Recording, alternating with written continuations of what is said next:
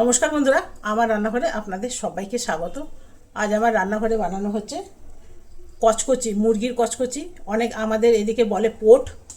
তো ঋষি এগুলো খুব ভালোবাসে, আর ঋষির মাও খুব ভালোবাসে, মানে আমাদের ঘরে সবাই ভালোবাসে। গোটা মুরগি কিনলে তো এগুলো দেয়, আর পায়ও। আর আমাদের এখানে এমনিও বিক্রি হয়। তো আমার এখন খুব মাথা ব্যথা করছিল, শুয়েছিলাম, তো ঋষি এগুলো নিয়ে এলো, বললো কি মা এগুলো রান্না করো। তো একটা আপনাদের দেখাবার জন্য রেখে দিয়েছি, আর বাকিগুলো সব কেটে নিয়ে এসছে, ছোটো ছোটো টুকরো করে নিয়েছে। রুটি, পরোটা, লুচি, ভাত সবের সাথে চলে যাবে। তো এগুলো আমি একটু টুকরো করে নিই, যেগুলো যেগুলো বড় টুকরো আছে ছোটো ছোটো টুকরো করব। এই কাঁচিগুলো খুব কাজের, কিন্তু আপনারা একটা কিনবেন, যদি লোকাল পাওয়া যায় তো ভালো, লোকাল শপ থেকে, আর না তো অ্যামাজন ভরসা।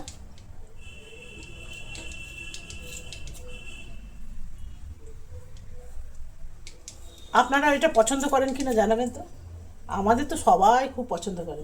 তবে এর মধ্যে মেটে নেই, একটাই মেটে নিয়ে এসছে, যেটা আমাদের ঘন্টু সোনা, মানে আমাদের বিড়াল। এর সাথেই রান্না করে দেবো, ওরটা ধুয়ে নেবো। ওর আবার কি জানেন তো, তেল মশলা খেতে খেতে ওরও স্বভাব হয়ে গেছে। ওকে যদি সেদ্ধ করে দেওয়া হয়, খাবে না, মুখ বাঁকিয়ে চলে যায়। কি বলবো বলুন। তবে জানেন, এটা আমাদের বাড়ির বিড়াল না, মানে আমাদের বাড়িতে ওর আর কি ডেলিকার খায়, চারিদিক থেকে ঘুরে আসবে, এসে ঘরে খাবে। কালকে জানেন আমাদের পাশের বাড়ির বিড়ালটাকে মেরে এসছে, মেরে রক্তারক্তি করে তারপরে ছুটতে, যেমন মাকে দেখলে বাচ্চারা ছুটে ঘর চলে আসে, আমাকে দেখে ওরকম চলে এসছে। বলুন তো, ওদের ঘরে বিড়ালটা যখন তেড়ে এসছে তখন বুঝেছে। তো এগুলো সব কেটে নিয়েছি বন্ধুরা, চলুন এবার রান্না করবো। এই যে ঘন্টুর জন্য অনেক কটা আছে জানেন, মেটে নিয়ে এসছে। মেটে এর মধ্যে নেই, ওর জন্যই যতটুকু আছে, অনেক কটা আছে এরকম এরকম। তো ওকে জল দিয়ে ধুয়ে দেবো, একদম সেদ্ধ বসে দিলে খেতে চায় না।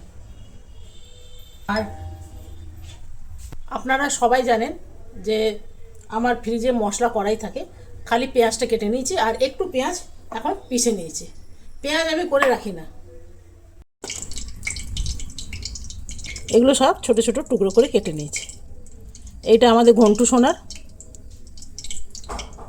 এই যে এখানে পেঁয়াজ।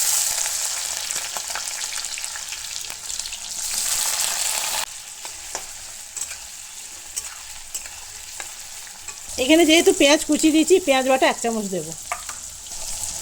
এটা দেবো জিরে আদা, এটা দেবো রসুন, এটা দেবো একটুখানি গরম মশলা, এটা দিলাম গরম মশলা। এখানে এগুলোকে দিয়েই আমি কষিয়ে নেব।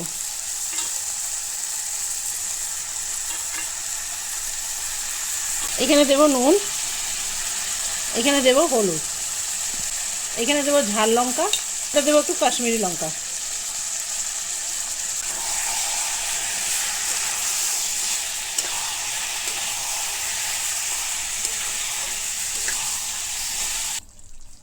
বন্ধুরা এই দিকে একটা কড়াই বসিয়ে দিয়েছি, আর এখানে আছে খুব কম পরিমাণে বিউলির ডাল। আজকে বানাবো রাধা বল্লভী। দেবো সামান্য তেল। রাধা বল্লভী একদম সিম্পল, এটা খালি তেল দিয়ে একটু ভেজে দেবো ব্যাস। আর একটুখানি জিরে গুঁড়ো আছে, ওইটা দিয়ে দেবো। অনেকে মৌরি দেয়, আমি ওইসব দেবো না। এটা একটু নেড়ে দিই। এটা হলো বিউলির ডাল, খুবই কম পরিমাণে আছে, কিন্তু আমাদের 3 জনকার জন্য এটা হয়ে যাবে।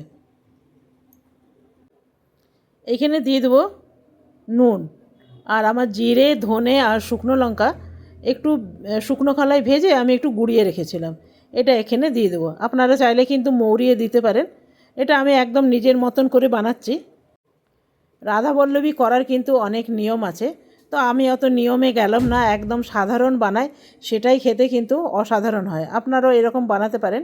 দিয়ে দিলাম একটু শুকনো ঝাল লঙ্কা, আর দেবো যেটা হিং। হিং দেবেন, হিং দিলে ভীষণ ভালো গন্ধ আসে, আর টেস্টও ভালো আসে। এটার মধ্যে অল্প চিনি দেবো।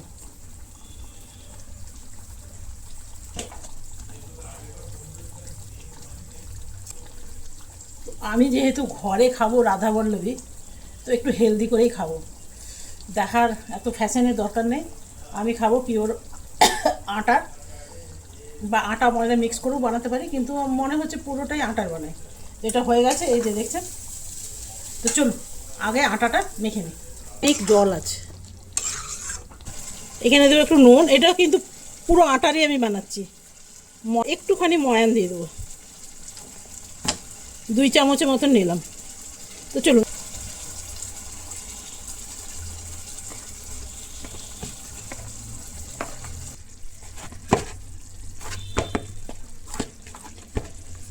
মাখা হয়ে গেছে, এটা একটুখানি রাখবো সামান্য একটু তেল দিয়ে।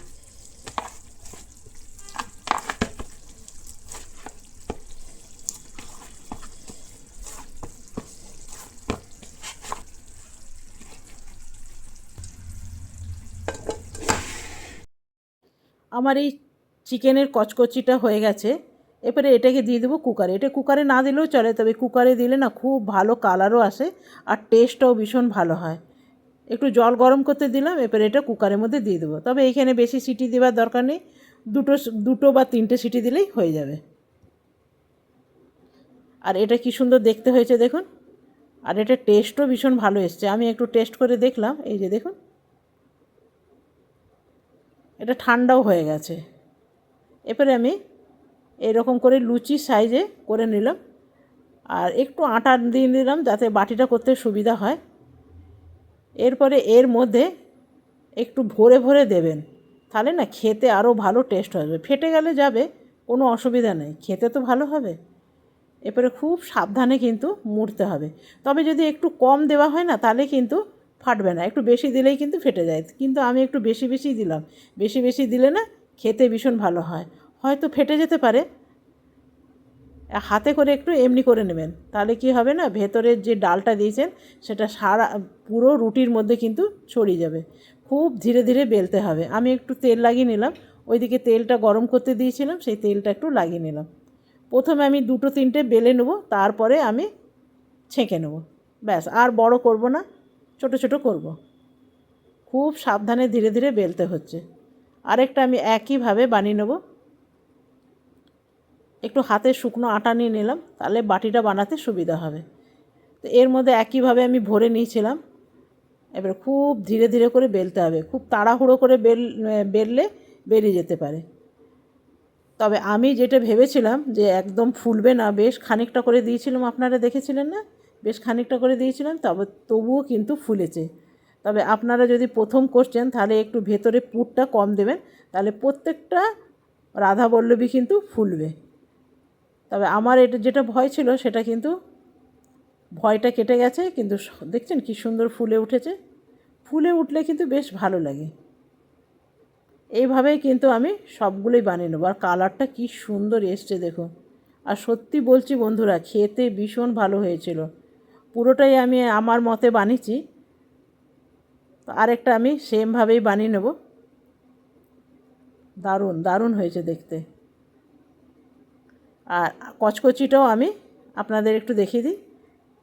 কুকারে দেওয়ার কারণ কি সুন্দর দেখতে হয়েছে দেখুন, ভেতরে এখনও ফুটছে আর কালারটা ভীষণ ভালো আসে। কড়াইয়ের মধ্যে করলে না এত সুন্দর কালারটা আসতো না। আর খেতে কুকারে দিলে জানি না কেন আমার মনে হয় টেস্টটা কড়াইয়ের চেয়ে বেশি ভালো আসে।